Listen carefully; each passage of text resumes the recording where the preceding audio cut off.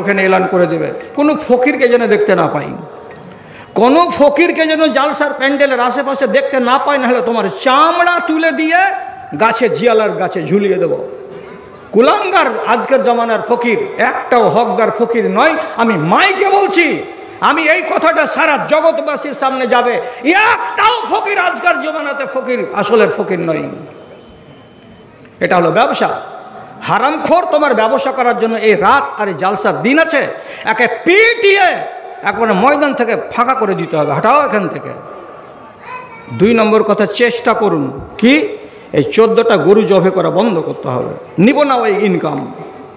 আমার বুকে যদি দরদ থাকে, আমি মাদ্রাসাতে আসবো, বাপের বাড়ি থেকে খানা খেয়ে আমি 500 দিতাম, আমি 400 দেবো, আমি 400 পারতাম আমি 100 দেবো, 100 না পারলে আমি 150 দেবো, আমি যেটা পারবো সেটা দেবো। কিন্তু এই জঞ্জাল করা যাবে না, দেশবাসীকে ভুরি ভোজ করা যাবে না।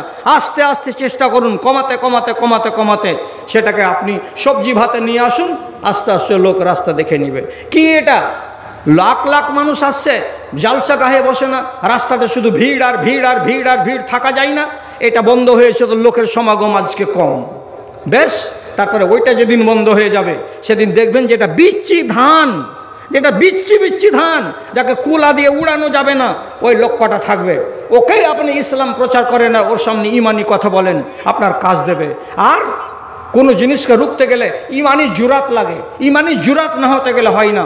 এবং আমিও তো বলছি আজকে এখানকার স্টেজে দাঁড়িয়ে, আপনি যদি জানতে পারেন যে এই লোকটা নমাজের চোর ছিল, তো শয়তানের আপন চাস্তো ভাই, ওর জানাজায় যাবেন কেন? যেতেই হবে না। যদি জানতে পারেন যে এটা নামাজি নয়, তার জানাজায় যেতে হবে না, যাবেন না আপনি। আমি আপনাকে নাম বলবো না। কোনো এক সময়ে, কোনো এক যুগে আমার বাপ কোনো লোককে বলেছিলেন বিশনপুরের, আপনি অমুকের জানাজায় গেছিলেন? বলে হ্যাঁ গেছিলাম। যতটি কাপড় আছে আর লাঠি আছে সবটিকে ধুয়ে নেবেন আজকে। কঠিন কথা বলেছিলেন উনি।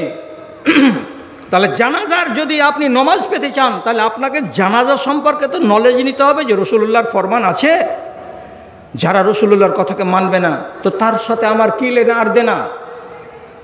এমন এমন লোকের তার জন্য বলছিলাম যে এদের জানাজা পড়া চলবে না, যারা ইসলামকে ভঙ্গ করতে চায়, আর যারা নিয়ম নীতিকে পণ্ড করে দিতে চায়, আর নিজের মন মর্জি চালাতে চায় আল্লাহর দুনিয়াতে, আল্লাহর আইন।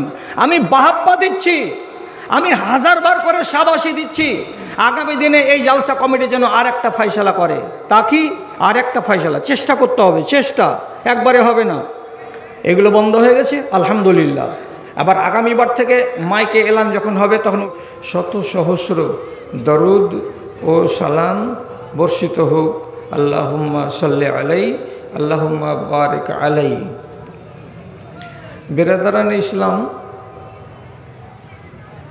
আজকে আপনাদের সামনে সূরা হিজর থেকে একটা ছোট্ট আয়াত পড়ে শোনালাম।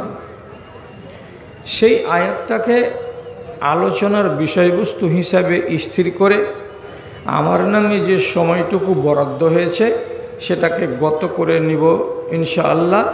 তারপরে পরেই আমাদের এই এলাকার জন্য, আমাদের এই মাদ্রাসার জন্য নতুন চেহারা, নতুন মুখ, নতুন একটা আকর্ষণ, যিনি এসে আছেন উত্তর 24 পরগনা থেকে, উনি আপনাদের সামনে এসে যাবেন। খুব তাড়াতাড়ি সময় হয়ে যাবে ওনার। আপনারা বিচলিত হবেন না এবং বিশৃঙ্খলা করবেন না। কথা হলো, রসুলুল্লাহর কাছে যখন দ্বীন ইসলাম প্রথম এলো,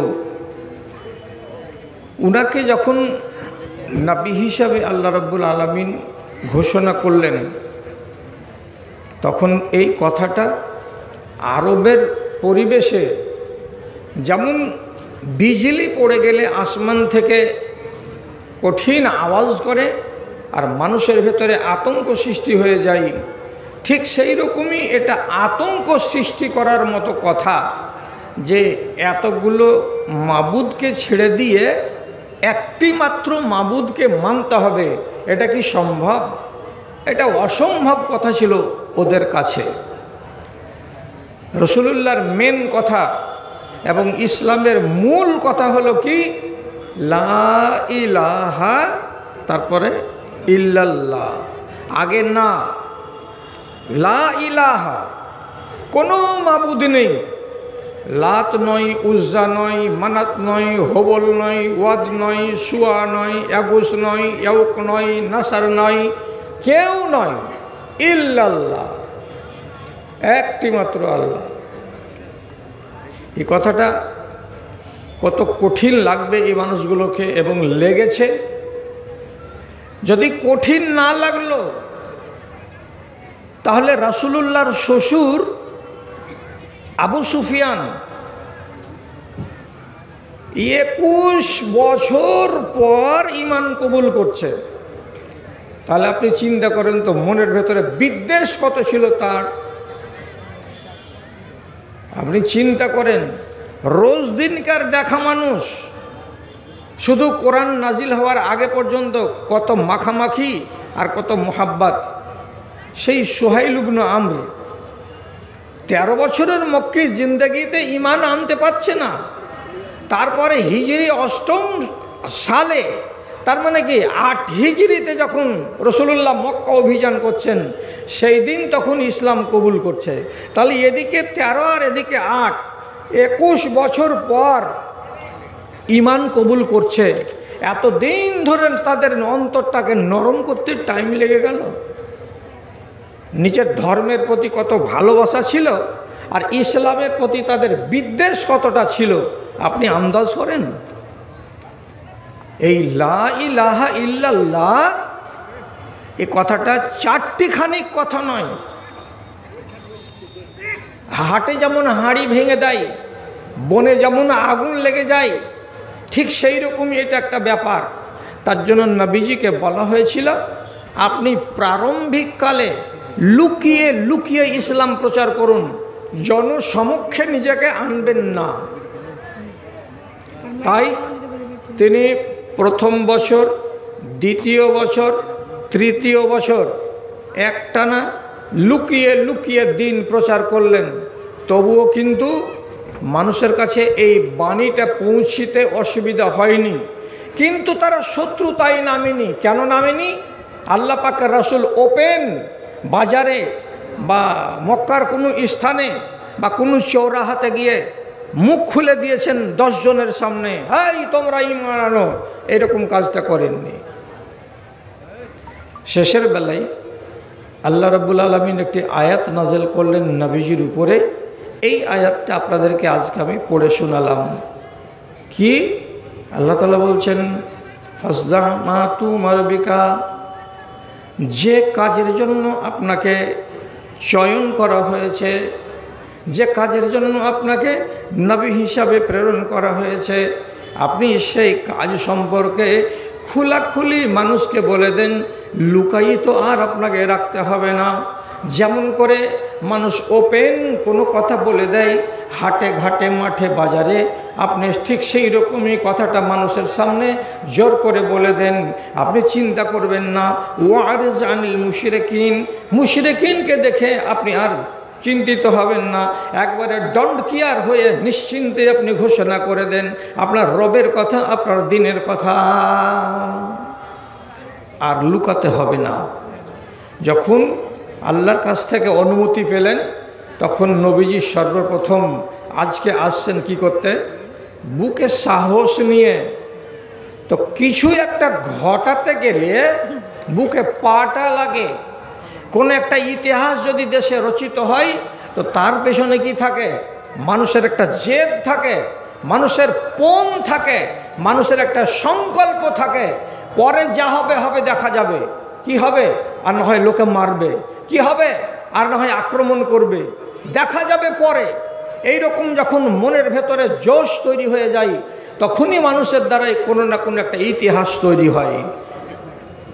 রাসূলুল্লাহ সাফা পাহাড়ের কিনারাতে গেলেন, আর যাওয়ার পরে সর্বপ্রথম আজ মক্কার মানুষগুলোকে আওয়াজ দিলেন। আওয়াজটা কিসের দিলেন? ভয়ের কালে যেমন আওয়াজটা হয় ঠিক সেই রকমই। যেমন আমাদের এখন এই যুগে আর ওগুলো হয় না, আগেকার দিনে এগুলো হতো বা হয়েছে। মানুষ বিপদের কালে জোর করে আওয়াজ দিত, দৌড়াও যে অমুকের বাড়ি আগুন লেগে গেছে।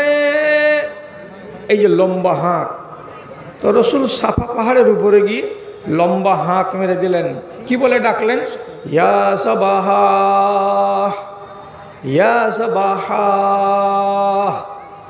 এর মানে হলো এই, ও মক্কার লোকেরা, যারা যারা সকাল করেছো এবং সকালবেলায় জেগেছো, তাদেরকে আমি ডাক দিয়ে বলছি, যারা যারা আমার আওয়াজ শুনতে পাচ্ছ, দেরি না করে তাড়াতাড়ি এখানে এসো, তাড়াতাড়ি এখানে এসো। বিপদের সংকেত আছে, আমি বিপদের সংকেত তোমাদেরকে শোনাবো, জানাবো, তার জন্য ডাক দিয়েছি তোমাদের। এসো। বিপদের আওয়াজ শুনে একটা, দুটা, 10টা, 20টা, 30টা, 40টা, 50টা লোক সাফা পাহাড়ের কিনারায় হাজির। কি হলো, কি হলো, কি জন্য ডাকলে তুমি? তো রসুল্লাহ শুধু একটা হিকমতের কথা বললেন। কথাটা হিকমতের। কি বললেন? আমি তোমাদের পিছন দিক থেকে আগুন ধেয়ে আসছে, তোমাদের গ্রাস করে নেবে, তাই দেখতে পাচ্ছি। তোমরা যদি সাবধান না হও তাহলে সেই আগুনে তোমরা ছাই হয়ে যাবে, পুড়ে যাবে, তোমরা বরবাদ হয়ে যাবে। এই জন্য আমি তোমাদের সাবধান করে বলছি, তোমরা আগুন থেকে বাঁচো। আগুন মানে কি রসুল্লাহ বুঝাতে চেয়েছিলেন? তোমাদের পিছন দিকে আগুন আছে, মানে এই হালাতে যদি তোমরা মরে যাও তাহলে তোমরা ওয়াহাদানিয়াতকে পেলে না, এক আল্লাহকে মানতে পারলে না। 10 জন আল্লাহকে, 20 জন আল্লাহকে মেনে কবরে তোমরা যাবে, তোমাদের জীবনটা ছাই হয়ে যাবে, তোমরা আগুনের ইন্ধন হয়ে যাবে। এই আগুন দেখতে পাচ্ছি, তোমরা আগুন থেকে বাঁচো। এক একজন এক এক কথা। তো তাহলে লাতকে মানা যাবে না? যে না। উজ্জাকে মানা যাবে না? যে না। হবলকে মানা যাবে না? না। যেটা যাদের বংশের কাছে প্রিয়, আপন আপন বংশের লোক নিজেদের মাবুদের নাম নিচ্ছে আর বলছে, তো তাহলে আমরা যে হবলকে মানি, তাহলে হবলকে মানতে হবে না? যে না। যেটারই নাম আসছে রাসূলুল্লাহ এক বাক্যে বলছেন এটা মানা যাবে না, এটা মানতে হবে না। তো কি করতে হবে? সমস্ত মাবুদকে বাদ দাও, ইল্লাল্লাহ, একমাত্র আল্লাহকে বিশ্বাস করতে হবে। মাথা বন বন বন বন করে ঘুরে গেল। কেন?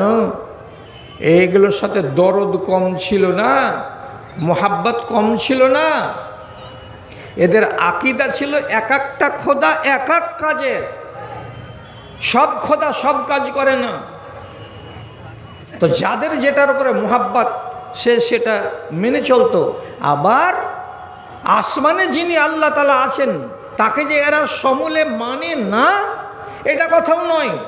সারাটা মুশরিক, আরবের মক্কার সব মুশরিক মানে যে আসমানের উপরে একজন আল্লাহ আছেন আর জমিনে এইগুলো হচ্ছে আল্লাহ। তা আল্লাহর এগুলো সব দোসর, আর আসল আল্লাহ আছেন উপরে। নবীজি বললেন না, দুনিয়ারগুলো আল্লাহ নয়, এদেরকে আল্লাহ থেকে খারিজ করো, আর একমাত্র আল্লাহ রাব্বুল আলামিন আসমানে আছেন, তাকে আল্লাহ বলে স্বীকার করো। কথাটা ভারী লাগলো। বিপদ হলো নবীজির উপরে। কত বিপদ হলো, লম্বা করব না, ছোট্ট করে বলে আমার সময়কে আমি গত করে নেব। রাসূলুল্লাহকে মার খেতে হয়নি। কেন? পিছন দিকে ছিল শক্তিশালী একজন লোক, তার নাম আবু তালেব। আল্লাহর কপালে ঈমান লেখেনি। তারপরে আবু বকর সিদ্দিককে মার খেতে হয়নি। কেন? যে তিনি একটা শক্তিশালী বংশের লোক, তাকে মারার কেউ সাহস করতে পারেনি। বিলাল হাবাসি মার খেয়েছেন, লাতা লাতা করে দিয়েছে উমাইয়া তাকে মেরে। তিনি হলেন প্রথম দিকের মুসলমান। সোহাইব রুমির মতো লোক মার খেয়েছেন, তুলা তুলা করে দিয়েছে মেরে। আব্দুল্লাহ বিন মাসউদ রাদিয়াল্লাহু তাআলা আনহু মার খেয়েছেন মুশরিকদের হাতে। একে রক্ষা করার মতো কেউ লোক তাদের পাশে ছিল না। আম্মারের মতো নওজোয়ানকে পালা করে সকালে আর বিকালে পিটেছে, এবং ইয়াসির তার বাবাকে পালা করে সকালে আর বিকালে পিটেছে। তার মা সুমাইয়াকে পালা করে পিটেছে একটা মেয়ে ছেলেকে। এই পর্যন্ত মেরে মেরে শেষ পর্যন্ত সুমাইয়ার মতো মহিলার শরম গাহে বল্লম মেরে দিয়ে জালিম আবু জাহালের মতো লোক মেরে শেষ করে দিয়েছে। ইয়াসির রাদিয়াল্লাহু তাআলা আনহু উনি মারকে সহ্য করতে না পেরে কিছুদিনের পর উনিও শাহাদাত বরণ করেছেন বা মরে গেছেন। তাহলে মার খেতে খেতে খেতে খেতে সাহাবীদের জীবন অতিষ্ঠ হয়ে গেছে। কত কষ্ট হলো এই শুধু কথাটাকে মেনে নিতে গিয়ে আর ওপেন ঘোষণা করে দিতে গিয়ে। তাহলে তো ইতিহাস রচিত হলো। না হলে ইসলাম লুকিয়ে লুকিয়ে দম বন্ধ করে মরত, ইসলাম এতটা ফলে ফুলে বৃদ্ধি পেত না। তাহলে ইতিহাস সংঘটিত হলো কি করে? যখন জেদ বুকে তৈরি হলো তখনই বলা হলো কি জুরাত। জুরাতের মানে কি? এখন আর পরোয়া করি না, যা হবার হয়ে যাবে, ইসপার না হয় উসবার, এটা করেই ছাড়বো। এটা না করতে গেলে জীবনে কোনো দিন কোনো কাজ করা সম্ভব হয় না। এটাকে বলা হয় ইমানি জুরাত, এটাকে বলা হয় ইমানি দুঃসাহসিকতা, এটাকে বলা হয় ইমানের সাহস, এটাকে বলা হয় ইমানের বল। যখন এই বল জেগে উঠে তখন মানুষ অঘটন ঘটিয়ে ছাড়ে। আপনাকে মিশাল দিচ্ছি একটা, একটু খেয়াল করবেন ভালো করে। মানুষের ইমান যখন কঠিনভাবে জেগে উঠে তখন সামনে দুশ্মন খাড়ো আছে এই কথাটা চিন্তা করে না। খেয়াল করবেন কথার দিকে। একই টাইমে ইসলামী রাষ্ট্রে দুটো ধারা বের হলো, দুটো ধারা। ইসলামী রাষ্ট্রটা কত বড় ছিল ভালো করে বুঝবেন। মক্কা, মদিনা, ইরান, আফগানিস্তান, আজকের দিনের যেটা হলো দুবাই শহর বা আরব আমিরাত, কুয়েত, ইরাক, বাসরা শহর, কুফা শহর, সিরিয়া, মিশর, প্যালেস্টাইন, এগুলো সবটি মিলিয়ে ছিল একটা ইসলামী রাষ্ট্র।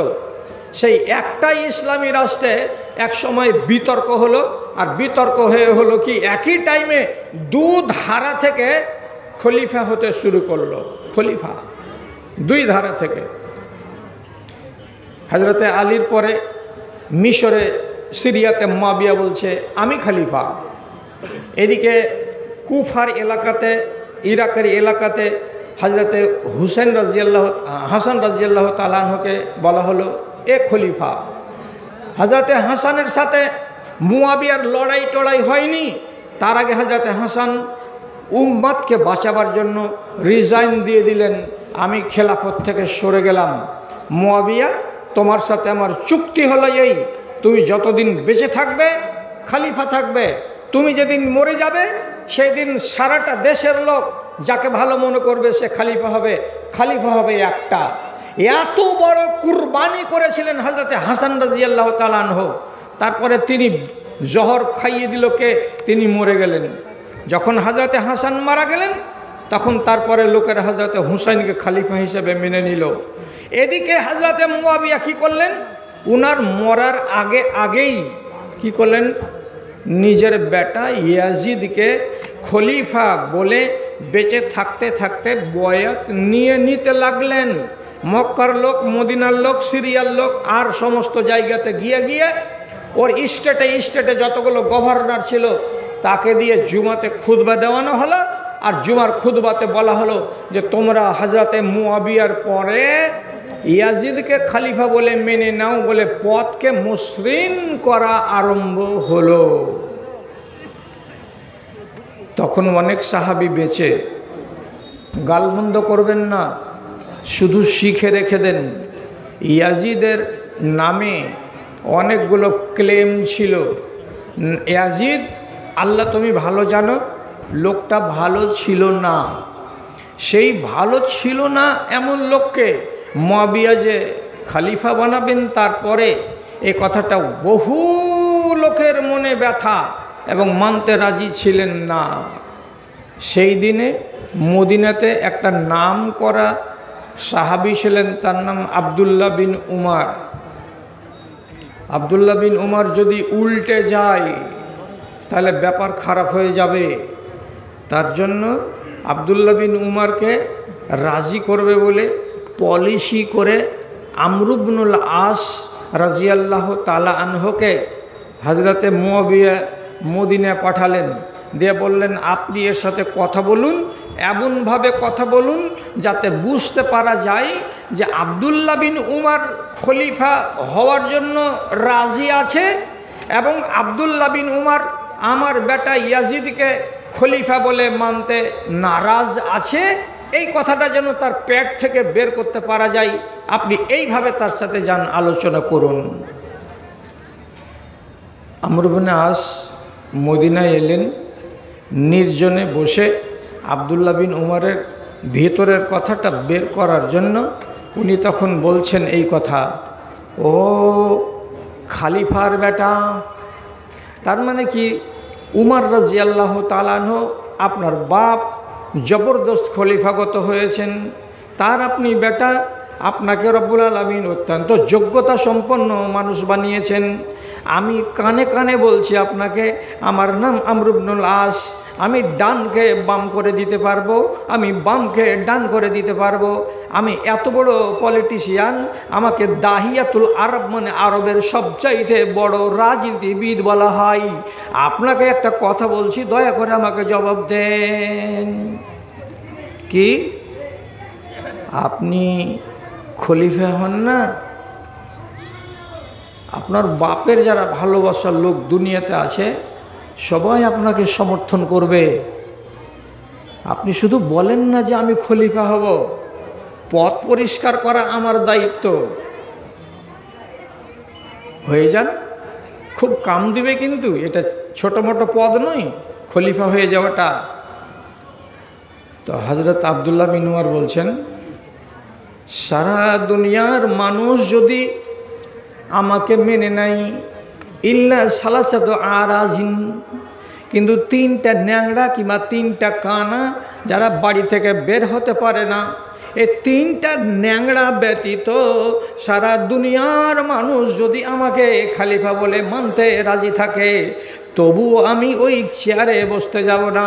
আমার রাজনীতিতে লোভ নেই, আমি পদ চাই না, আমি যেমন সাদাসিধা জীবনগত করছি আমি এই রকমই জীবনটা চাই।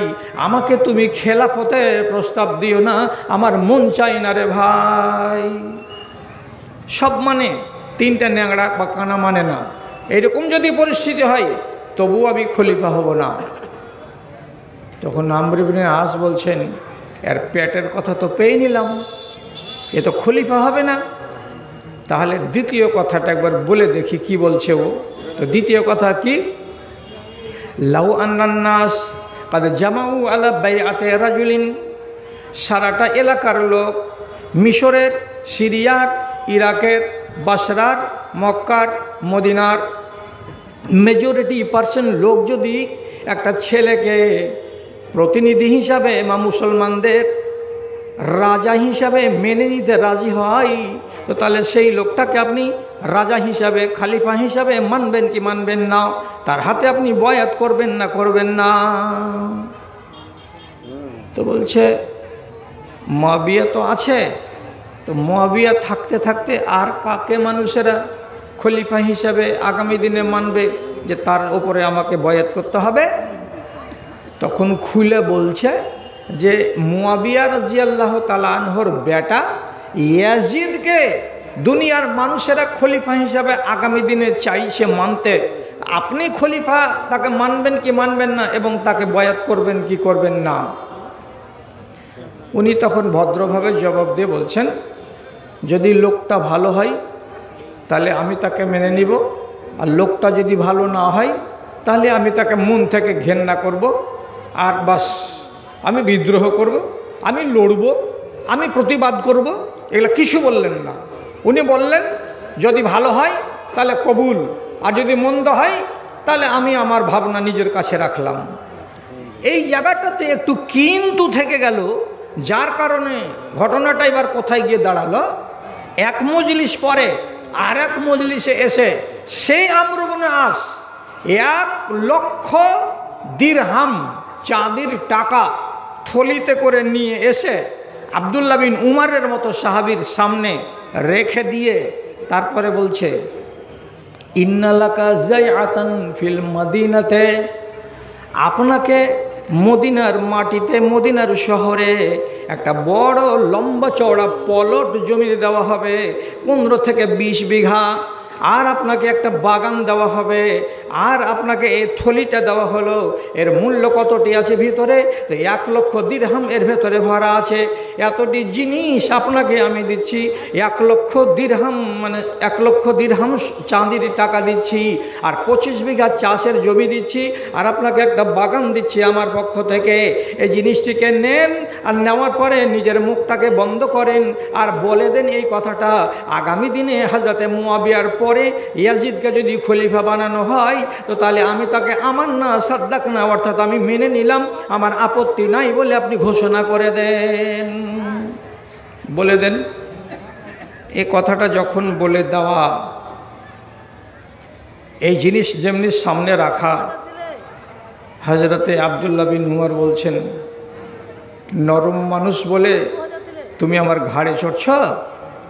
হ্যাঁ, আমি ক্ষেপতে জানি না? আমার ভেতরে আগুন নেই ইমানের? আমি এতই একবারে কাপুরুষের বাচ্চা? সাথে সাথে আরবিতে বলছেন, এলাইকা আননি, এক্ষুনি বেরিয়ে যাও আমরু ইবনে আস। আমি জানি তো তুমি হলে ডান হাত কার, তো মুআবিয়ার, তোমাকে আমি পরোয়া করি না, এখান থেকে চলে যাও। ইন্না ঈমানি লায়সা বিদিনারিকুম ওয়ালা বিদিরহামিকুম, আমার ইমানটা তোমার দিরহামের বিনিময়ে বিক্রি হবে না, আমার ইমানটা তোমার দিনারের বিনিময়ে বিক্রি হবে না, আমার ইমানটা তোমার এই বাগানের বিনিময়ে বিক্রি হবে না, আমার ইমান 25 বিঘা জমির বিনিময়ে বিক্রি হবে না। এটা খেলনা নয়, খেলনার পাত্র নয়। আমি জোর করে ঘোষণা দিচ্ছি, এতক্ষণ আমি নিজেকে লুকিয়ে রেখেছিলাম, আর লুকিয়ে আমি রাখবো না। আমি মুআবিয়া রাদিয়াল্লাহু তাআলা আনহুর পরে তার ছেলে ইয়াজিদ যদি খলিফা হয়ে যায়, তাহলে মক্কা মদিনা থেকে পালিয়ে যেতে হয় সেটাও ভালো, কিন্তু ওর মতো ছেলেটাকে আমি খলিফা বলে হরগিজ মানব না। এতে যা হবে আমার কপালে তাই হয়ে যা। কিনতে এসেছো আমাকে? যে মানুষটা সোজা খ্যাপা ছিল, এত বেশি হম্বিতম্বি ছিল না, মানুষটাকে যখন পিছন দিক থেকে একটুখানি উত্তেজিত করা হলো, বাস্ট হয়ে গেলেন, আর যে নিজের কথাটাকে বলেই ফেললেন, আর দিয়ে বলছেন, আমি চাই আমি মরব, মরার আগে আমার হাত দুখানা শূন্য থাকবে, কোনো ধন নিয়ে কোনো মাল নিয়ে আমি কবরে যাব না, আমি খালি হাত কবরে যাব। এলান হয়ে গেল চারিদিকে যে এই পরিস্থিতি। হযরত আব্দুল্লাহ বিন উমর রাদিয়াল্লাহু তাআলা আনহু এর ব্যাপারে তোমরা সবাই জানতে পারলে, তাহলে উনি যে নিজের সিদ্ধান্তটা জানিয়ে দিলেন সারা দুনিয়ার মানুষকে যে আমি এই মতের লোক, তিনি রিস্ক নিয়েছিলেন, তাহলে তো ঝুঁকি নিয়েছিলেন, তাহলে তো ঝুঁকি না নিতে গেলে জীবনে কোনোদিন কোনো কাজ করা যায় না। রাসূলুল্লাহ ভেবেছিলেন আমার উপরে আক্রমণ হবে, আবুল আহাব আক্রমণ করেছিল, তার জন্য সূরা আবুল আহাবটা নাজিল হয়েছে, তারপরে সাহাবীদের উপরে আক্রমণ হয়েছে, আক্রমণকে সহ্য করার পরেই ইসলাম প্রতিষ্ঠিত হয়েছে। ঝুঁকি না নিতে গেলে কোনো ইতিহাস তৈরি হয় না। আমি কেন বললাম কথাটা? ইমানি জুরাত বুকে যেদিন মরে যাবে, সেদিন দেশ থেকে ইমানকে আপনি খুঁজে পাবেন না, আধমরা হয়ে ইমান বাঁচবে দেশে। ইমানের সবসময় জুরাত বুকের ভেতরে থাকতে হবে, যেটা মূল স্পিরিট, সেটাই হলো নবীজির হাদিস কি, মান রাআ মিনকুম মুনকারান ফালিয়ুগাইয়িরহু বিয়াদিহি, চোখের সামনে যদি মুনকার দেখতে পাওয়া যায়, তাহলে তাকে হাত দিয়ে রুখতে হবে, হাত দিয়ে যদি রুখতে পারা না যায় মুখ দিয়ে রুখতে হবে, মুখ দিয়ে যদি রুখতে না পারা যায় অন্তর দিয়ে ঘৃণা করতে হবে। আর যদি ঘৃণা না করেন, একটা মুনকার জিনিস চলতে চলতে চলতে চলতে 10 বছরের মাথায় 5 বছরের মাথায় সেটা দেশের রেওয়াজে পরিণত হয়ে যাবে, সিস্টেমে পরিণত হয়ে যাবে। একটা মানুষকে সেই মুনকার জিনিসটা খারাপ লাগবে না। এই জন্য নবীজি বলেছেন, যেমনি মুনকার চোখে পড়বে সাথে সাথে তাকে রদ করো। আপনি বলুন হ্যাঁ না না, আপনি বলতে পারবেন না লাজে, বলবেন না কোনো মুসলমান লাজে। কি 20 বছর আগে এই দেশের মাটিতে কোনো বেটি ছেলে মুসলমানের বাচ্চিকে সাইকেল চালাতে দেখেছিলেন? 2-3টা লোক বলুন তো যে হ্যাঁ দেখেছি। দেখেছিলেন 20 বছর আগে কোনো মেয়ে ছেলেকে সাইকেল চালাতে? দেখিনি। একটা মেয়ে ছেলে যদি সাইকেল চালিয়েছে তো গোটা গাঁয়ের লোক বাড়ি থেকে বাহির হয়ে দেখেছে, দেখ গে দেখ দেখ গে দেখ বেটি ছেলে সাইকেল চালাচ্ছে। এই মুনকার, আজ মুনকার লাগে আমাকে, আপনাকে মুনকার বলে মনে হয়? হয় না। গা সওয়া হয়ে গেছে, কেন হাজার হাজার নারী আমাদের সমাজে সাইকেলে চড়ে, আর খারাপ লাগে না? এক সময় ছিল যদি পণ নিয়ে কেউ বিয়ে করেছে তো তার নামে বজ্জাতির শেষ থাকতো না, আর বদনামির শেষ থাকতো না। এখন টাকা নিয়ে বিয়ে করা আমাদের গা সওয়া হয়ে গেছে। কেউ বলে যে অমুকের বেটার বিয়ে হলো 1.5 লক্ষ টাকা নিয়েছে, তো হ্যাঁ ছি ছি ছি ছি ছি, সালা লজ্জা নেই লোকটাকে, টাকা নিয়ে বিয়ে করলো। এ কথাটা কোনো মুসলমানের মুখ দিয়ে বেরোয় না। কেন বেরোয় না? সিস্টেম চালু হয়ে গেছে। হারামি জিনিসকে দেখে দেখে আমাদের গায়ের চামড়া মোটা হয়ে গেছে, আমরা ওটাকে খারাপ বলে আর ভাবি না। জীবনে শুনেছিলেন আপনার বাপের বিবাহ, আপনার বাপকে জিজ্ঞেস করেন, আপনার যদি বয়স আমার মতো বয়স হয়ে থাকে তাহলে আপনি নিজের কথাটা বলেন, আপনার বিয়ের দিন কটা বেটি ছেলে বরযাত্রী গেছিল? 210টা বরযাত্রী গেছিল কি? যায়নি। তখন গরুর গাড়িতে চড়ে 15 থেকে 20টা করে বরযাত্রী যেত, মেয়ে ছেলে যেত না। আজকের দিনে 25টা শুধু বরযাত্রী যাবে, যুবতী মেয়েরা, যাদের মাথায় কাপড় চড়বে না, যাদের গায়ের পোশাকগুলো দেখতে গেলে আমাদের যৌবনে আগুন লাগে, গায়ে আগুন লাগে, মনে আগুন লাগে, অথচ এত বেহায়া, এত নির্লজ্জা জামাত হয়ে যে বেরিয়ে চলে যায়, কাউকে মন্দ লাগে না। আমি ছেলের বাবা, আমি মেয়ের বাবা, ভান্ডারিতে বসে বসে তাদেরকে আদর করে খাওয়াই আর তাদের সম্মান করি, শুশ্রূষা করি। কোনোদিন জীবনে বলি না খালা তোমার নাম কি, তোমার মাথায় কাপড় নেই কেন? খালা তোমার নাম কি, তুমি একটা বেটা ছেলের সামনে বসে বসে ল্যাব ল্যাব করে লোকমা গিললে কেন? জীবনে কোনোদিনই কেউ ভান্ডারিতে কাউকে বলেছিলাম আমরা? বলিনি। কেন বলিনি? মুনকারকে যদি আপনি রোধ না করেন জন্মলগ্নে, তো সেটা 4 বছর যেতে না যেতেই সেটাই হয়ে যাবে দেশের নীতি, আর সেটাই হয়ে যাবে রেওয়াজ, আপনার গা সওয়া হয়ে যাবে, আপনি মুনকারকে আর থামতে পারবেন না। ভাইজান, বেরেলিদের উরুসের মেলা দেখেছেন? 2-4টা লোক এমন নেই আমাদের দেশে? উরুসের মেলা, উরুসের যেটা মেলা হয়, সেখানে এক জায়গাতে ছোট করে মজলিস আছে, একটা মৌলভী সাহেব 3 তলা টুপি মাথায় দিয়া ও আপনার ওয়াজ করছে, শোনার লোক কেউ নাই। এ পাশে একটা কি আছে, নৌটাঙ্কি আছে, এ পাশে একটা কি আছে, কাওয়ালি অনুষ্ঠান আছে, এ পাশে একটা কি আছে, ছোট করে বাজার লাগানো আছে। যাবতীয় রকমের আয়েশ আরামের এবং মন লুভানো জিনিস দিয়ে পুরো মেলাটাকে সাজানো থাকতো। এগুলো জিনিস আমাদের চোখে দেখা। আর আমাদের মুসলমান আহলে হাদিস বেরাদারির যেগুলো জালসা, সে জালসাগুলো হতো দিনের বেলায়, এবং মানুষেরা এসে জালসা শুনে মাগরিব হতে হতে বাড়ি চলে যেত। বড় জোর কিছু লোক থাকতো এশা পর্যন্ত, তারপরে এশা হতে হতে জালসা শেষ, মানুষেরা সব বাড়ি চলে যেত। আমি ছোট ছেলে, আমার চোখে দেখা, বিশনপুর হাটখোলাতে জালসা হয়েছে, গিয়াসউদ্দিন হাবরি হবে মেন বক্তা, আসরের পরে মাগরিব পর্যন্ত তাকে টাইম দেওয়া হয়, এবং অন্য একটা বক্তাকে মাগরিব পরে দেওয়া হয়। তারপরে লোকজনের টিকি পাওয়া যায় না। এখনকার দিনে সিস্টেম বদলে গেল, সারা রাত হবে জালসা, সারা রাত। মুসলমান, আস্তে আস্তে তোমার উপরে বিদাত যে চড়ে নিচ্ছে ঘাড়ে, তো তুমি টের পাও না। সারা রাত জালসা চালাবে। তোমার কোন বাপ বলেছিল, কোন হাদিস পড়ে বলেছিল যে বসে বসে সারা রাত জালসা শোনো, আর ফজরের বেলায় পিছন দিকের কাপড়কে গলা পর্যন্ত উঠিয়ে দিয়ে মারো লম্বা করে নিত, তোমাকে জামাতে যেতে হবে না। এত বড় জেহালত কে করবে? আমার কওম করবে। করতে গিয়ে তুমি কি করলে? দিন হাসিল করলে না, দিনকে তুমি বাড়ি থেকে তাড়িয়ে দিলে। খেয়াল করনি? আজ এমনও জায়গা আছে, যখন আমাকে আরামগাহ থেকে বের করে জালসার স্টেজ পর্যন্ত নিয়ে যাবে, 5টা লোক লাগছে রাস্তা পরিষ্কার করতে, না হলে হেঁটে একাই যাওয়া যায় না। এত ছেলে আর এত মেয়ে রাস্তাতে হুড়োহুড়ি করছে, আল্লাহ হেফাজত করে কওমের। তাহলে সেইটা জালসার নামে অনুষ্ঠিত হয়েছে, এত বড় মেলা, এটাতে কি আপনাদের কল্যাণ হবে? এটাতে কি আপনাদের কোনো ইমানের লাভ আছে? যেখানে ছেলে আর মেয়ে একাকার বাজারে ঘুরছে, সেখানে তো ইমান নষ্ট করার ব্যবস্থা আমি করেছি। কে আমি?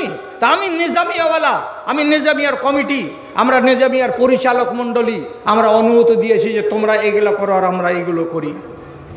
রেহাই দেবেন আল্লাহ তাআলা? জগিং করবেন তো, আবার ওইখানে এই চাক্কা ঘুরবে রথের মেলার মতো, সেটাও। আবার প্লাস্টিকের খেলনা দিয়ে বাজার গরম করবে, সেটাও। কওমকে বলে বলে বলে বলে এখন পরিস্থিতি কি দাঁড়িয়েছে, ফেসবুকে লেখালেখি চলছে, সবাই বলছে বক্তারা নির্লজ্জ, বক্তারাকে লজ্জা নেই, বক্তারা কেন বয়কট করে না, বক্তারা যদি বয়কট করে তাহলে এগুলো বন্ধ হয়ে যাবে। এটা পাগলামি নয়? আমার বাড়ি মালদা আর আমি গেছি মুর্শিদাবাদে, ওখানকার লোককে আমি বয়কট করতে যাব যে না আমি তোমার জালসায় যাব না, তুমি এগুলো বন্ধ করো, তাহলে আমার দ্বারাই হবে না আপনার দ্বারাই হবে? কি করে হলো ভাদু মাদ্রাসার দ্বারাই, কি করে হলো আজকে ফালাহুল মুসলিমিনের দ্বারাই এই ইতিহাসটা রচনা করা? আজকে আসছি তো মনে হচ্ছে একটা ইসলামী জালসাতে যাচ্ছি, রাস্তাতে কোনো গ্যাঞ্জাম নেই, রাস্তাতে কোনো ভিড়ভাড় নেই, ঠেলাঠেলি নেই, হুড়াহুড়ি নেই, গুতাগুতি নেই, মেলা নেই, আসবাবপত্র নামিনি, বেটি ছেলের খেলার বাজার নেই, বেটি ছেলের সামান বিক্রির কোনো দোকান নেই। এটা না হলো ইসলামী জালসার চিত্র?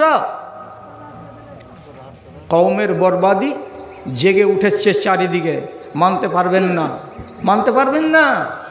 কিন্তু অ্যাকচুয়ালি যারা আল্লাহ তাআলা নজর দিয়েছেন দেখার, তারা দেখে নিয়েছেন যে কওমের বরবাদি কিভাবে হচ্ছে কওমের হাতে। গ্রামের নাম বলবো না, রতুয়া থানাতেই আছে, মাদ্রাসা কমিটি নিষেধ করে দিল এগুলো আসবে না, বন্ধ। অথচ জালসাগাহ থেকে 500 মিটার দূরে একটা লোক তার গলিতে জায়গা দিয়ে দিল একটা জগিংওয়ালাকে, জগিংওয়ালা কুদছে ফানছে, মাদ্রাসাওয়ালা গিয়ে বলল নিষেধ করা আছে তো তুমি তোমার গলিতে এটা বসালে কেন? তো বলছে তুমি আমাকে 4000 টাকা দিয়ে দাও, ওকে উঠিয়ে দিচ্ছি। বুঝতে পারলেন তো? 4000 টাকা দিয়ে দাও, আমি এটাকে উঠিয়ে দিচ্ছি। তুমি তো দিবে না, আমি তো 4000 টাকা পাচ্ছি, কেন হয়তো দিব না আমার গলিতে? আপনি বলেন যে ই মরলে আর জানাজা চলবে কি? যে হারাম মুনকারকে জায়গা দেয় আর এক ঝাঁক আলেম ওকে রোধ করার জন্য চেষ্টা চালাচ্ছে, এ হারাম বলছি কি না তুমি আমার গলিতে করো, এর জানাজা চলবে? আপনারা সাহস করতে পারছেন না, আপনি সাহস করে বলছি। খেরাস বিন জুবাইর রাদিয়াল্লাহু তাআলা আনহু তিনি হাদিসটা বর্ণনা করেছেন, কি বলছেন তিনি? শাইখান, মদিনার মসজিদে একজন একটা বুজরুগ মানুষ ঢুকেছে, ফারা রাজুলান আও শাবান, দেখতে পাচ্ছে একটা ছেলে কিংবা একটা নওজওয়ান হাতে 5-7টা ছোট ছোট টুকরা নিয়ে আছে, গুটি নিয়ে আছে, গিট্টি বা মার্বেল নিয়ে আছে, আর এমনি করে ধরছে আর পট করে এদিকে একটা মারছে, এমনি করে ধরছে পট করে এদিকে একটা মারছে, গুলিগুলো কুদছে ডানে আর বামে ফিনছে, এইরকম করে খেলাধুলা করছে। তখন সেই বুজরুগ ওই ছেলেটাকে ডেকে বলছে, এই ছেলে শোনো শোনো শোনো, এই যে তুমি গুলি খেলাটা খেলছো, লা ইউস্তাদু বিহা, এর দ্বারাই কোনো শিকার ধরা যাবে না, এ গুলি মেরে মেরে কোনো দিন কোনো পাখিকে কোনো জানোয়ারকে মারা যাবে না এবং কোনো দুশ্মনকে কাবু করাও যাবে না। বাল ইয়ানকাউ বিহিল আইন, এই গুটি খেলতে গেলে হতে পারে এ চোখ মার্বেলের দ্বারাই কাউরি চোখ কানা হয়ে যেতে পারে, কিংবা ইউকসার সিন, কাউরি দাঁতে লাগতে গেলে দাঁতটা ভেঙে যেতে পারে। তাহলে এমন খেলা খেলিও না মসজিদের ভেতরে, যেই খেলাটা খেলতেন নবীজি নিষেধ করে দিয়েছেন। দাঁত ভাঙতে পারে, চোখ কানা হতে পারে, এই খেলাটা খেলিও না। এ খেলায় দুশ্মনকে কাবু করা যাবে না, এ খেলায় কোনো শিকারকে ধরাও যাবে না।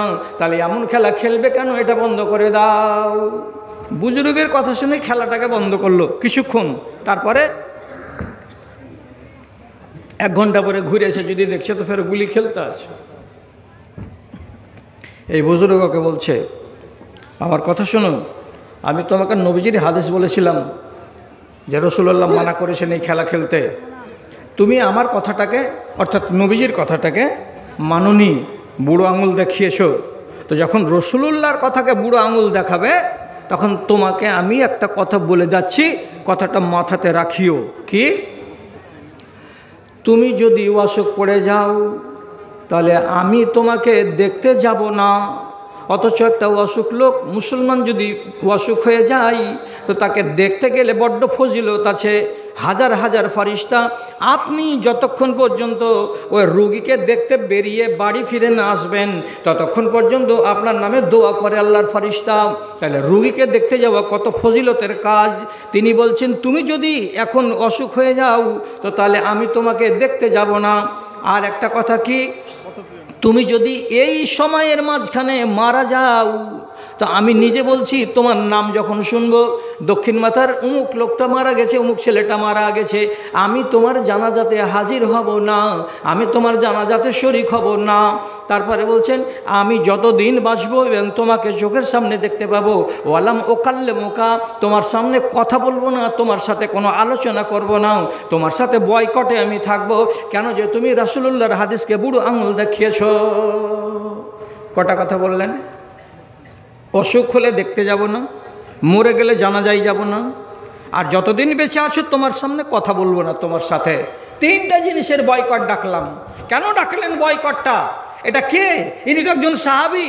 আর কাকে বয়কটটা ডাকছেন? এমন একটা লোক যে লোকটার সামনে হাদিস পেশ করা হলো, তারপরে সে হাদিসটাকে মানবে না, উপেক্ষা করলো। তো তার জন্য তিনি যদি এই রকম যোগ্যতার লোক না হলেন, তিনি যদি এমন সুযোগ না দেখলেন, তো তাহলে কেন বললেন যে তুমি মরে গেলে তোমার জানাজাতে আমি যাব না? যাবেন কেন? আমিও তো বলছি আজকে এখানকার স্টেজে দাঁড়িয়ে, আপনি যদি জানতে পারেন যে এই লোকটা নমাজের চোর ছিল, তো শয়তানের আপন চাস্তো ভাই, ওর জানাজায় যাবেন কেন? যেতেই হবে না। যদি জানতে পারেন যে এটা নামাজি নয়, তার জানাজায় যেতে হবে না, যাবেন না আপনি। আমি আপনাকে নাম বলবো না। কোনো এক সময়ে, কোনো এক যুগে আমার বাপ কোনো লোককে বলেছিলেন বিশনপুরের, আপনি অমুকের জানাজায় গেছিলেন? বলে হ্যাঁ গেছিলাম। যতটি কাপড় আছে আর লাঠি আছে সবটিকে ধুয়ে নেবেন আজকে। কঠিন কথা বলেছিলেন উনি। তাহলে জানাজার যদি আপনি নমাজ পেতে চান, তাহলে আপনাকে জানাজা সম্পর্কে তো নলেজ নিতে হবে যে রসুলুল্লাহর ফরমান আছে। যারা রসুলুল্লাহর কথাকে মানবে না, তো তার সাথে আমার কি লেনা আর দেনা? এমন এমন লোকের, তার জন্য বলছিলাম যে এদের জানাজা পড়া চলবে না, যারা ইসলামকে ভঙ্গ করতে চায়, আর যারা নিয়ম নীতিকে পণ্ড করে দিতে চায়, আর নিজের মন মর্জি চালাতে চায় আল্লাহর দুনিয়াতে, আল্লাহর আইন। আমি বাহাব্বা দিচ্ছি, আমি হাজারবার করে শাবাশি দিচ্ছি। আগামী দিনে এই জালসা কমিটি যেন আর একটা ফয়সালা করে। তা কি? আর একটা ফয়সালা চেষ্টা করতে হবে, চেষ্টা একবারে হবে না। এগুলো বন্ধ হয়ে গেছে আলহামদুলিল্লাহ। আবার আগামীবার থেকে মাইকে এলান যখন হবে, তখন ওখানে এলান করে দেবে, কোনো ফকিরকে যেন দেখতে না পাই, কোনো ফকিরকে যেন জালসার প্যান্ডেলের আশেপাশে দেখতে না পাই, না হলে তোমার চামড়া তুলে দিয়ে গাছে, জিয়ালার গাছে ঝুলিয়ে দেব। কুলাঙ্গার আজকের জমানার ফকির, একটাও হকদার ফকির নয়। আমি মাইকে বলছি, আমি এই কথাটা সারা জগৎবাসীর সামনে যাবে, একটাও ফকির আজকের জমানাতে ফকির, আসলের ফকির নয়। এটা হলো ব্যবসা। হারামখোর তোমার ব্যবসা করার জন্য এই রাত আর এই জালসার দিন আছে, একে পিটিয়ে একবারে ময়দান থেকে ফাঁকা করে দিতে হবে, হটাও এখান থেকে। 2 নম্বর কথা, চেষ্টা করুন কি, এই 14টা গরু জবে করা বন্ধ করতে হবে। নিব না ওই ইনকাম। আমার বুকে যদি দরদ থাকে, আমি মাদ্রাসাতে আসবো, বাপের বাড়ি থেকে খানা খেয়ে আমি 500 দিতাম, আমি 400 দেবো, আমি 400 পারতাম, আমি 100 দেবো, 100 না পারলে আমি 150 দেবো, আমি যেটা পারবো সেটা দেব। কিন্তু এই জঞ্জাল করা যাবে না, দেশবাসীকে ভুরি ভোজ করা যাবে না। আস্তে আস্তে চেষ্টা করুন, কমাতে কমাতে কমাতে কমাতে সেটাকে আপনি সবজি ভাতে নিয়ে আসুন, আস্তে আস্তে লোক রাস্তা দেখে নিবে। কি এটা? লাখ লাখ মানুষ আসছে, জালসা গাহে বসে না, রাস্তাতে শুধু ভিড় আর ভিড় আর ভিড় আর ভিড়, থাকা যায় না। এটা বন্ধ হয়েছে তো লোকের সমাগম আজকে কম, বেশ। তারপরে ওইটা যেদিন বন্ধ হয়ে যাবে, সেদিন দেখবেন যেটা বিচ্ছি ধান, যেটা বিচ্ছি ধান, যাকে কুলা দিয়ে উড়ানো যাবে না, ওই লোকটা থাকবে। ওকেই আপনি ইসলাম প্রচার করেন না, ওর সামনে ইমানি কথা বলেন, আপনার কাজ দেবে। আর কোনো জিনিসকে রুখতে গেলে ইমানি জুরাত লাগে, ইমানি জুরাত না হতে গেলে হয় না, এবং কাবু হয়ে যায় দুশ্মন ইমানের কাছে। আপনাকে জ্বলন্ত উদাহরণ দিচ্ছি, ভালো করে শুনেন। আব্দুল্লাহ বিন জুবায়ের রাদিয়াল্লাহু তাআলা আনহু, তিনি ওই যে বলেছিলাম খানিকক্ষণ আগে যে 2টো ধারা বেরিয়ে গেল, এ ধারাতে রাজা, এই ধারাতে রাজা, মুয়াবিয়ার পরে ইয়াজিদ, ইয়াজিদের পরে মুয়াবিয়া, তারপরে আবার চলল সিলসিলা। এই সিলসিলা থেকে কে হলো? হাসান রাদিয়াল্লাহু তাআলা আনহু, তারপরে হুসেন রাদিয়াল্লাহু তাআলা আনহু, তারপরে আব্দুল্লাহ বিন জুবায়ের রাদিয়াল্লাহু তাআলা আনহু খলিফা হয়ে গেলেন। একই টাইমে ইসলামী রাষ্ট্রের 2টা খলিফা। আব্দুল্লাহ বিন জুবাইরের বাড়ি হচ্ছে মক্কায়, উনি ওখানে বেশি থাকতেন। তারপরে মদিনায় এসেছেন পরবর্তী সময়ে। এই আব্দুল্লাহ বিন জুবাইরটা কে? হযরতে আসমা রাদিয়াল্লাহু তাআলা আনহার বেটা। এবং এ সম্বন্ধে হাদিস আছে, আউয়াল মৌলুদিন উলিদা ফিল ইসলাম, ইসলামের প্রথম সন্তান যেটা জন্মসূত্রে মুসলমান, প্রথম বাচ্চা পয়দা হলো ইসলামের ধর্মের ভিতরে প্রথম বাচ্চা, যেটা মুসলমান মা আর মুসলমান বাপের ঔরসে মুসলমান হয়ে জন্ম নিয়েছিল। সেই আবদুল্লাহ বিন জুবাইর যখন খলিফা হয়ে গেলেন, তাকে চারিদিক থেকে ঘেরার জন্য কৌশল শুরু হলো। সেন্ট্রাল হচ্ছে, হেড অফিস হচ্ছে কোথায়? তো সেই বাগদাদের মাটিতে, সিরিয়ার মাটিতে। সেখান থেকে চাপ সৃষ্টি হলো। কি বলে চাপ? গভর্নরের নাম হলো হাজ্জাজ বিন ইউসুফ, যে লোকটা সম্বন্ধে লেখা আছে যে কাছাকাছি 1 লক্ষ কত হাজার মানুষকে জীবদ্দশাতে মেরে শেষ করেছিল। এত সাংঘাতিক লোক ছিল এই হাজ্জাজ বিন ইউসুফ। তাকে দায়িত্ব দেওয়া হলো আবদুল্লাহ বিন জুবাইরকে কাবু করতে হবে। কাবু করবে কি করে? একে যদি মারা না যায়, একে যদি কাবু না করা যায়, তাহলে পারে একটা ইসলামী রাষ্ট্রে 2টা রাজার সিলসিলা চলতে থাকবে, এটাকে বন্ধ করা যাবে না। হাজ্জাজ বিন ইউসুফ তার সামরিক বাহিনী নিয়ে মক্কাতে চড়াও করলো। মক্কাতে যখন চড়াও হলো, ছেলে বলল মাকে গিয়ে, আম্মা আমার মিলিটারিরা শুধু মক্কার লোক, দূরের লোক নেই মিলিটারি। এই মিলিটারিকে নিয়ে হাজ্জাজ বিন ইউসুফের মোকাবেলা আমাকে করতে হবে। আমি তো মরেই যাব, তো থামতে পারবো কি? তো ওকে মেনে নি। আম্মা বললেন না, মানতে হবে না, হকের উপরে একজন থাকলে একজনকেই থাকতে হবে। কি করব? যুদ্ধে যাব? হ্যাঁ যুদ্ধে চলে যাও। নিয়ে নিচ্ছি, এই কয়টা মিনিট নিয়ে নিচ্ছি, যাও যুদ্ধের ময়দানে যাও। আম্মা আপনি আমাকে এক নজর দেখে নেন। চোখের পাতাগুলো এত দূর নেমে চলে এসেছিল। চোখের পাতাকে এমনি করে আসমা রাদিয়াল্লাহু তাআলা আনহা তুললেন, নিজের বেটাকে এক নজর দেখলেন, দেখার পরে দুয়া দিয়ে বিদায় করে দিলেন। হাজ্জাজ বিন ইউসুফ আবদুল্লাহ বিন জুবাইরকে লোক দিয়ে ধরলো, ধরার পরে ওকে মারলো, আর মারার পরে তাকে শুলিতে চড়িয়ে দিল। শুলিতে চড়িয়ে দেওয়ার পর খবর পাঠালো কার কাছে? আসমার কাছে, যে আসমাকে ডেকে আনো, ওর বেটাকে দেখে যাক। আসমা কানে খবর পেলেন আমার বেটাকে শুলি দিয়ে দেওয়া হয়েছে। আসমা বললেন না, আমি যাব না। তখন হাজ্জাজ বিন ইউসুফ বলে পাঠালো কি, লা তাতিয়ান্নি আউল্লা আবআসান্না ইলাইকা রাজুলান ইয়াসহাবুকা বিকুরুনকা। আমার কথা শুনে আয়, বাড়ি থেকে বেরিয়ে আয়। না যদি বেরিয়ে আসবি তো এমন একটা লোককে পাঠাবো যে তোর চুলের ঝুঁটি ধরে তোকে টানতে টানতে এখানে নিয়ে আসবে। তোর চুলের ঝুঁটি ধরে টানতে তাকে দ্বিধা লাগবে না। কত বড় কথা এটা, যে রাসূলুল্লাহ সাল্লাল্লাহু আলাইহি সাল্লামের হলেন সম্পর্কে শালি এবং আবু বাকারের বেটি, একটা এত সুন্দর সাহাবিয়া, তার সম্বন্ধে বলছে সোজাভাবে আসো তো আসো, না তো চুলের ঝুঁটি ধরে তোমাকে টেনে আনা হবে। মেয়ে ছেলে ভয় তো খেয়ে যাবে, আল্লাহ আমার চুলে ছুটি ধরে টানবে, তাড়াতাড়ি করে চলে যাই, তাড়াতাড়ি করে চলে যাই। কিন্তু যখন শুনলেন এই কথাটা যে আমার চুলের ঝুঁটি ধরে নিয়ে যাওয়া হবে, তখনও হযরতে আসমা বললেন আরসেল ইলাইয়া মান ইয়াসহাবুনি। ও হাজ্জাজ বিন ইউসুফ, তোমার বুকের কত বড় পাটা আছে, লোকটাকে পাঠাও, যেই লোকটা আমার চুলের ঝুঁটি ধরে আমাকে টেনে নিয়ে যাবে। আমি বসে থাকলাম, আমি অপেক্ষায় থাকলাম, 11টায় পাঠাবে না 12টায় পাঠাবে, দেখি না সেই লোকটা কে, লোকটা আমার গায়ে হাত দেয় বলে হযরতে আসমা সাহস করলেন, বীরের মতো সাহস দেখালেন। শেষের বেলায় খবর গেল হাজ্জাজ বিন ইউসুফের কাছে। হাজ্জাজ বিন ইউসুফ দিশা না পেয়ে বেকুপের মতো আবার হাঁটতে হাঁটতে নিজে আসমা রাদিয়াল্লাহু তাআলা আনহার কাছে এসে বলছেন, তোমার বেটার কি করেছি জানো না? জানো না কি করেছো? কি করেছো তুমি আমার ছেলের? যে তোমার ছেলের আমি দুনিয়া বরবাদ করে দিয়েছি। হযরত আসমা বললেন, আমার ছেলের তুমি দুনিয়া বরবাদ করেছো, কিন্তু আমার ছেলে তোমার আখেরাত বরবাদ করে দিয়েছে। আমার ছেলের দুনিয়া গেল, তোমার আখেরাত গেল। কে কামিয়াব? কে কামিয়াব? হাজ্জাজ, কথা বলো।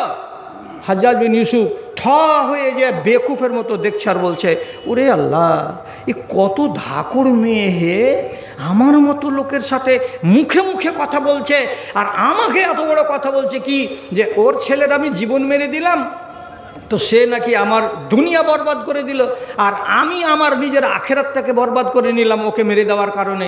তো কথাটা তো সত্য। আর পাল্টা প্রতিবাদ করতে পারলো না, একদম যাকে আমরা দেশওয়ালি বাংলাতে বলি, মুখ নিচু করে একদম কাচুকুচু করে দিয়ে সোজা ঘাঁটা ধরে চলে যাওয়া। সোজা ঘাঁটা ধরে চলে গেল। লোকেরা বললে, আপনি কি অপমানিত হলেন না? বলছে, চুপ করো, এটা হচ্ছে রাসূলুল্লাহর শালি, এটা হলো আবু বকরের বেটি, একে কথা বলে পারা যাবে না। এর সাহস হচ্ছে দুঃসাহস আল্লাহ রাব্বুল আলামিন এদের ভেতরে ইমানি জোরাত এত বেশি পরিমাণে দিয়েছেন, এদের ইমানের কাছে টিকে থাকা বড্ড কঠিন কথা আছে। আমি আর ওদের সাথে লাগতে যাব না। ভাবছেন ইমানের জুরাত কাকে বলে? একটা বেটি ছেলের ভেতরে এত বড় সাহস, যে সাহসের কাছে হাজ্জাজের মতো লোকটাকে হয়ে যেতে হলো আর কাবু হয়ে চলে যেতে হলো। ফেলে দিয়েছিল লাশটাকে ইহুদিদের কবরস্থানে। শেষের বেলায় ওই হাজ্জাজ বিন ইউসুফ অর্ডার করলো যে লাশটাকে ইহুদিদের কবরস্থান থেকে তুলে এনে এদের হাতে তুলে দাও, যাতে করে কোনো জায়গায় মাটি দিতে পারা যায়। গেলে কেন তুমি? ইহুদিদের কবরস্থানে চিল কাওয়ার মতো করে ফেলে দিয়েছিলে, মরা ছাগলের মতো করে ফেলে দিয়েছিলে, আবার উঠিয়ে এনে তুমি ভালো জায়গাতে রাখলে। তখন অন্যান্য সাথীরা গিয়ে তাকে কবর দিল। দাদা, যতক্ষণ পর্যন্ত ঈমান আপনার জেগে না থাকবে ততক্ষণ পর্যন্ত আপনি কিছু প্রতিবাদ করে করতে পারবেন না। শেষ কথা বলা আমার, আগুন লেগেছে সমাজে, আমার আগুন লেগেছে সারা দুনিয়ার, আগুন লেগেছে মুসলমানের বাড়িতে। হানাফিরা দু দলে বিভক্ত হয়ে গেছে, যে এরকম চলছে লাঠালাঠি পিটাপিটি। একগুলোকে বলছে হায়াতি আর একগুলোকে বলছে মামাতি। একগুলো লোক বলছে কি যে রসুল কবরে জিন্দা আছেন, বিবির সাথে দেখা করেন। আর একগুলো লোক বলছে যে না, রসুল্লাহ কবরের ভেতরে জীবিত আছেন, বারজাখি জীবনে মেয়েদের বিবিদের সাথে দেখা হয় না। এই টানাটানি চলছে। হানাফি দুদল, চুরমার হবে আগামী দিনে। বেরেলিরা দুদল, তিন দল, চার দল হয়ে গেল।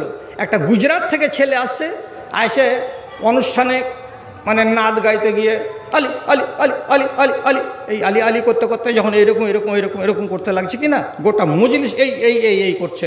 সমগ্র সুন্নি জামাত ওকে আর ওর সাথে আর একটা লোককে বয়কট করেছে। পুরো ভারতবর্ষে খালি হাল্লা চলছে, হাল্লা চলছে, এদিকে একদল ওদিকে আর একদল। তবলিগি জামাতের ভেতরে সাদ মাওলানার একদল, আর আরেকটা দল হয়ে গেছে আরেকটা আমিরের নেতৃত্বে। সাদ মাওলানার দল, ওই মাওলানার দলকে বাংলাদেশে সভার দিন, আরে জামাতে আসা লোককে তোরা কোন দলের? তো আমরা অমুক দলের। সাদের দলের লোক নাও তোমরা, যে না, পিঠ সালা রাখে। তবলিগে এসে দিল পিটাপিটি, 12 জন লোককে হসপিটাল পৌঁছে দিল, 3টা মার্ডার হয়ে গেল ধর্মের নামে পিটাপিটি। তাহলে কপাল খারাপ হয়েছে কওমের বলে এখন ঘরের ভেতরে আগুন লেগেছে। এই আগুন কত দূর যে যাবে তো আল্লাহ তাআলা জানে। এই মুহূর্তে আপনার কাজ হচ্ছে, যতক্ষণ পর্যন্ত হাতে বল আছে ততক্ষণ পর্যন্ত মুনকারটাকে আপনি যখনই দেখতে পাবেন সাথে সাথে রুখার চেষ্টা করবেন, নাহলে এই মুনকার জ্বর গেড়ে দিতে গেলে আর একে সমাজ থেকে হটাতে পারবেন না। আগামী দিনে যতটি লোক আমার সামনে আছেন, আপনারা সংকল্প করে যান যে আগামী বছর আমাদের ফালাহুল মুসলিমিনের জালসা হবে, এই রকমই হবে, এর থেকে ভালো হবে। আমরা এই সংকল্পের উপরে কায়েম থাকব। আমি সমালোচনা শুনলাম শাকির মোড়ে বসে বসে, কেউ আমার কানে কানে বললো এটা উচিত করেনি, কমসে কম জিলেবি বসতে দিত। আমি মনে মনে তখনই বলছিলাম থাম, সময় হতে দে, তখন জিলেবি তোর হলারে ভোর ভরে হারাম কর, কত জিলেবি তুই খাবি। এর উপরে আপনি কায়েম দায়েম থাকেন যে না, আমরা হতেই দেব না ইনশাআল্লাহ। আল্লাহ তাআলা আমাদের কামিয়াব করবেন, এটা আল্লাহর জাতের কাছে আমাদের ভরসা আছে। আমি কথা বলবো না, আমাকে সময় একটু ভেবে চিন্তে দিয়ে দেওয়া হয়েছিল যে আপনি বুড়া মানুষ, আর আমি তো ভাবিনি যে আমি আগে টাইম পেয়ে যাব। তো যাক, এরা দয়া করেছে আমার উপরে যে বুড়া মানুষকে আগে টাইম দিয়ে দিয়েছে। আমার পালাটা সোজ হলো, আমি বাড়ি চলে যাব। আমার আর হাতে 15টা মিনিট টাইম আছে। 15টা মিনিটের ভেতরে আপনাদের কাছে আবদার করছি, আর ততক্ষণে বক্তাকে সাজতে বলছি, ও যেন চিরুনি টিনুনি করে টোরে তাড়াতাড়ি স্টেজে চলে আসেন। তো একটা বক্তা ঘুম থেকে জাগবে, ইস্তেঞ্জা করবে, তারপরে ফুল প্যান্ট জামা কাপড় বদলাবে, চিরুনি করবে, টুপি মাথায় দিবে, শেরওয়ানি গায়ে দিবে। এটাতে আপনাকে 10-12 মিনিট টাইম লাগবে। ততক্ষণের ভিতরে আমি 10-12 মিনিটে আপনাদেরকে বলছি। জাকির হোসেন কত তোমাকে, আর তুমি ফালাহুল মুসলিমিনকে 3000 টাকা দিছো, 5000 টাকা তোমার কাছে নিব। আর তুমি ভাবনা চিন্তা করো, এখন আমি এটা হাতে করিনি। এটা কে আছে? আর মাশরেকুল থেকে আর মতির ছেলে কন্ট্রাক্টরি করছে। আচ্ছা, একটু মাশরেকুল 5000 টাকা দিয়েছে। আচ্ছা, এই ছেলেটার নাম মাশরেকুল, আলহামদুলিল্লাহ। আর আব্দুল হক হাজি দেবীপুরে, আব্দুল হক হাজি সাহেব দেবীপুরের 4000। হাজি সাহেবকে জ্বালাইছে খুব বেশি, এ লেগে হাজি সাহেব 1000 টাকা কেটে নিয়েছে। যত মাদ্রাসাওয়ালা সব ওই হাজি সাহেবের কাছে, সব ওই হাজি সাহেবের কাছে। আর একজন নাক মাছি দিয়েছে, দোয়া করতে বলেছে, দোয়া করতে বলেছে, নাম বলেনি। আচ্ছা, আলহামদুলিল্লাহ। তো তাহলে এখানে বড় বড় 4-5টা দান পেলাম। আল্লাহুম্মা সাল্লি আলাইহি, আল্লাহুম্মা বারিক আলাইহি, আল্লাহুম্মা গফির লাহুম ওয়ারহামহুম। প্লাস মেয়েদের কাছ থেকে দান এসেছে। এটা 4800 কত টাকা? না, 48,000। ও 48,000 আগে চলে গেছে, তারপরে এইটি আবার আরেক দফা এসছে। আলহামদুলিল্লাহ, মাশাআল্লাহ। আল্লাহুম্মা ইয়দহুম বিল ইলমি ওয়াল হিলমি ওয়া যায়্যিনহুম বিল ঈমানি ওয়াত তাকওয়া ওয়া লা তু'রযুম বিল ফিতানি ইয়া রাব্বাল আলামিন। আল্লাহুম্মা ইগফির লাহুম ওয়ারহামহুম, আমিন আমিন। আরেকজন ভাই 500 টাকা দিয়েছেন, দাদু দাদির নামে দান কবুল করো পাক সুবহান। আল্লাহুম্মা আকসির মালাহু ওয়া লাদাহু ওয়া বারিক লাহু ফিমা আতাইতাহু ওয়া জিদ ফি উমরিহি রব্বানা তাকাব্বাল মিন্না ইন্নাকা আনতাস সামিউল আলিম। আফজাল হোসেন, আজমাল হোসেন, আলহামদুলিল্লাহ। বালুয়াঘাট থেকে আফজাল হোসেন সাহেব দাদু দাদির নামে 500 টাকা। আল্লাহ তুমি তাদের প্রতি শখ হাতারে দেখো, সত্য পথের রেখা। ওই আল্লাহ দয়াময় দয়া যে করিবে, দানকারী দানকে কবুল করিবে, আমিন। জাহাঙ্গীর, আলহামদুলিল্লাহ, মাশাআল্লাহ। এক ভাই জাহাঙ্গীর 550 টাকা দান করেছে। রব্বে করিম তার দানকে কবুল করো, যে আশায় দিয়েছে তার আশাকে পূরণ করো, তারা হালালকে সুখের গোসন্দিত রাখো, আমিন। আচ্ছা, ও আচ্ছা, আলহামদুলিল্লাহ, মাশাআল্লাহ। আমার ভাইজান 500 টাকা দিয়েছে, তারা হালিয়া মারা গেছে, তার জন্য আল্লাহ মাগফির লাহা ওয়ারহামহা ওয়া ইয়াদহা বিল ইলমি ওয়াল হিলমি ওয়া যায়্যিনহা বিল ঈমানি ওয়াত তাকওয়া ওয়া লা তু'রযা বিল ফিতানি ইয়া রাব্বাল আলামিন, আমিন আমিন বিরহমাতিকা ইয়া আরহামার রাহিমিন। তোমার আদেশে দিন চলে যায়, তোমার আদেশে দিন চলে যায়, আধার নেমে আসে রাতে, কত যে শক্তি লুকায়ে রেখেছো তোমার নিপুণ দুই হাতে। বেনামিতে কয়েকজন মিলে এখানে দিয়ে 500 টাকা 700 টাকা দান কবুল করো তুমি পাক সুবহান। ওই আল্লাহ দয়াময় মেহের করিবে, দানকারী দানকে তুমি কবুল করিবে, তাদের কেউ যদি থেকে থাকে কবরেতে তরাইয়া নিবে তুমি নিজের রহমতে, আমিন আমিন। আর একজন 100 টাকা দান কবুল করো পাক সুবহান, মিটায় দাও তার মনের মান। ওই কারিম দয়াময় ভাই দানকে তুমি কবুল করো, আমিন। 500 টাকা বাবা হবিবুর রহমান, বাবা মা এবং শ্বশুরের নামে 500 টাকা, আলহামদুলিল্লাহ। আর একজন তোমার এক বান্দা দেখেন 100 টাকা দান করেছে, আল্লাহ তাদের দানকে তুমি কবুল করে নাও, যে আশায় দান করেছে আল্লাহ আশা পূরণ করো। আর একজন আমার তোমার বান্দা 500 টাকা দান করেছে, আল্লাহুম্মা সাল্লি আলাইহি আল্লাহুম্মা বারিক আলাইহি, পরওয়ারদিগার তাদের দানকে তুমি সাদরে গ্রহণ করে নাও, যে আশা দিয়েছে আশাকে পূরণ করো, আমিন আমিন। আর একজন আমার কোনো এক ভাই এখানে এসে মোটামুটি 250 টাকা দান করেছে, রব্বে করিম তার দানকে কবুল করো। আল্লাহুম্মা ইয়দহু বিল ইলমি ওয়াল হিলমি ওয়া যায়্যিনহু বিল ঈমানি ওয়াত তাকওয়া ওয়া লা তু'রযু বিল ফিতানি ইয়া রাব্বাল আলামিন। আর একজন নওজোয়ান ছেলে এখানে আসিয়া 500 টাকা দান দিল। সোহেল বাইরে থাকে, এলাঙ্গীর সোহেল বাইরে থাকে, 2000 টাকা দান করেছে, আলহামদুলিল্লাহ, মাশাআল্লাহ, জাযাকাল্লাহ। আমার ভাইজান 100 টাকা দিয়েছেন, সোহেল দিয়েছেন 2000 টাকা। আল্লাহুম্মা ইগফির লাহু ওয়ারহামহু, মাশাআল্লাহ। বাপ্পাই নামে 200 টাকা দান, আল্লাহুম্মা ইগফির লাহু ওয়ারহামহু ওয়াফি ওয়াফু আনহুম ওয়া আকরিম নুজুলাহুম ওয়াসসি'আত খালাহু, আমিন। বেনামিতে 200 টাকা দান কবুল করো পাক সুবহান, মিটা তাদের মন আরমান। ওহি আল্লাহ দয়াময় দয়া যে করিবে, দানকারী দানকে তুমি কবুল করিবে, আমিন আমিন। 400 টাকা দান দিয়েছে। কে একজন ভাই আমার 400 টাকা দান করেছে, আল্লাহ তার দানকে কবুল করো, যে আশায় দিয়েছে মওলা তার আশাকে পূরণ করো, রব্বানা তাকাব্বাল মিন্না ইন্নাকা আনতাস সামিউল আলিম। আর একজন দিয়েছে 40 টাকা, আল্লাহ তুমি তাদের প্রতি শখ হাতরে দেখো, সত্য পথের রেখা। ওই আল্লাহ দয়াময় পাক সুবহান, মিটায় দাও তাদের মনের আরমান, আমিন। বেরামিতে আমার আর একজন ভাই এখানে আসিয়া 200 টাকা দান দিল মাদ্রাসা লাগিয়া, ওই আল্লাহ দয়াময় মেহের করিবে, দানকারী দানকে কবুল করিবে, আমিন। আর একজন দিয়েছে 200 টাকা, আল্লাহুম্মা সাল্লি আলাইহি আল্লাহুম্মা বারিক আলাইহি, রব্বানা তাকাব্বাল মিন্না ইন্নাকা আনতাস সামিউল আলিম, আমিন আমিন বিরহমাতিকা ইয়া আরহামার রাহিমিন। তোমার আদেশে দিন চলে যায়, তোমার আদেশে দিন চলে যায়, আধার নেমে আসে রাতে, কত যে শক্তি লুকায়ে রেখেছো তোমার নিপুণ দুই হাতে। বেনামিতে 600 টাকা দান কবুল করো পাক সুবহান, মিটামুন আরমান। ওহি আল্লাহ দয়াময় মেহের করিবে, দানকারী দানকে তুমি গ্রহণ করবে, আমিন। বিরহমাতিকা ইয়া আরহামার রাহিমিন। সুখে কিংবা দুঃখে প্রভু যখন যেমন থাকি, সুখে কিংবা দুঃখে প্রভু যখন যেমন থাকি, এই মুনাজাত করি খোদা তোমায় মনে রাখি, আমি তোমায় মনে রাখি। এই দুনিয়ার মায়ার ফাঁদে আমায় যেন নাহি বাঁধে। মাশাআল্লাহ, আলহামদুলিল্লাহ। আমার এক বাবাজি ধানগড়া থেকে এসে 200 টাকা দান করেছে, আল্লাহ তার দানকে কবুল করে নাও, যে আশা দিয়েছে আল্লাহ তার আশাকে পূরণ করো, রব্বানা তাকাব্বাল মিন্না ইন্নাকা আনতাস সামিউল আলিম, আমিন আমিন। 5,000 টাকা দিয়েছিলাম আগে, 5,000 টাকা দিলাম, 10,000 টাকা। ফের কামাই তোর শুরু হয়ে গেছে নাকি? হ্যাঁ, তোর কামাই শুরু হয়ে গেছে তোর। আচ্ছা, যাক, ওই আগলা বহুটাতে ওই সব কামাই গেলাকে বরবাদ করে